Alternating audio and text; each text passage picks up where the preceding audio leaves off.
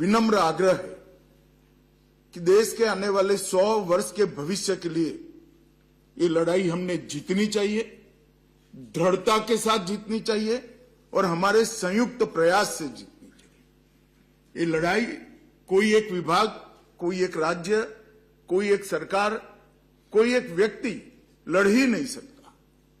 इसके लिए सभी सरकारों को एक साथ एक मंच पर आना होगा और सभी सरकारों में सभी विभागों को एक मंच पर आना होगा। नशे का कारोबार सिर्फ कानून व्यवस्था की चुनौती नहीं, बल्कि देश की युवा पीढ़ी के भविष्य पर सबसे बड़ा खतरा भी है। यही वजह है कि अब केंद्र सरकार इस लड़ाई को और निर्णायक बनाने की तैयारी में है। केंद्रीय गृह मंत्री अमित शाह ने ड्रग्स फ्री इंडिया के संकल्प को पूरा करने के लिए पूरे देश में अभियान और तेज कर दिया है। साथ ही उन्होंने भरोसा जताया है कि केंद्र और राज्यों के समन्वित प्रयासों से नशीले पदार्थों के नेटवर्क पर कड़ी चोट की जाएगी और आने वाले 3 सालों में इस दिशा में निर्णायक परिणाम हासिल किए जाएंगे।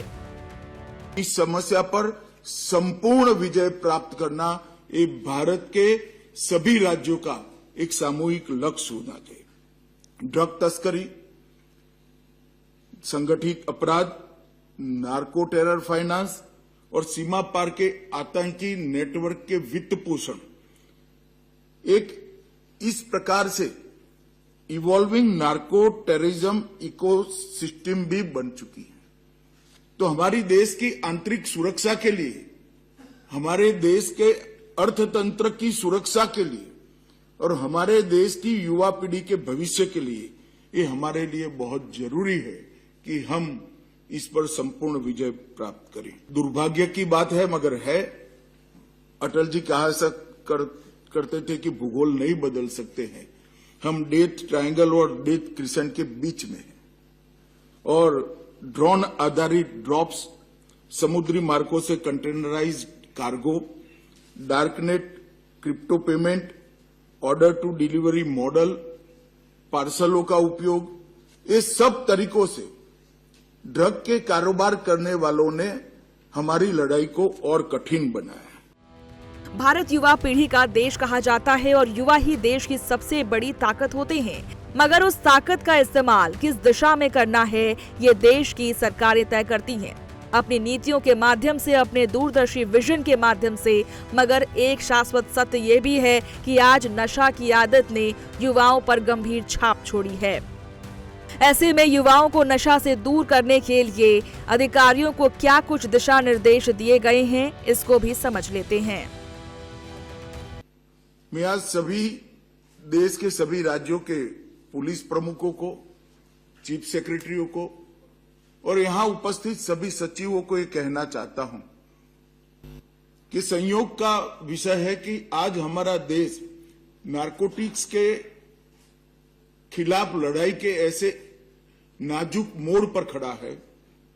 आने वाले 3 साल तय करने वाले हैं कि नशा हम पर विजय प्राप्त करेगा या हम नशे पर विजय प्राप्त करेंगे। कि देश के आने वाले 100 वर्ष के भविष्य के लिए ये लड़ाई हमने जीतनी चाहिए, दृढ़ता के साथ जीतनी चाहिए और हमारे संयुक्त प्रयास से जीतनी चाहिए। ये लड़ाई कोई एक विभाग, कोई एक राज्य, कोई एक सरकार, कोई एक व्यक्ति लड़ ही नहीं सकता।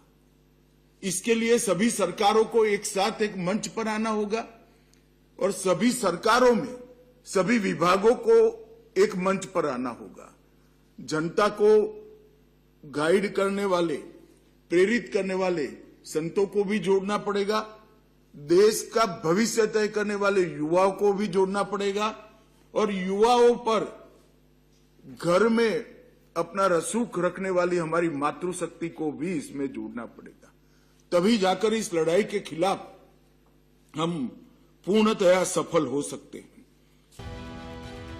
नशा जिस कदर देश में अपना पांव पसार रहा है, युवाओं को प्रभावित करता है, उसी रफ्तार से सरकार नशा को कंट्रोल करने की दिशा में भी काम कर रही है, जिससे युवा पीढ़ी को नशा के जाल में फंसने से रोका जा सके।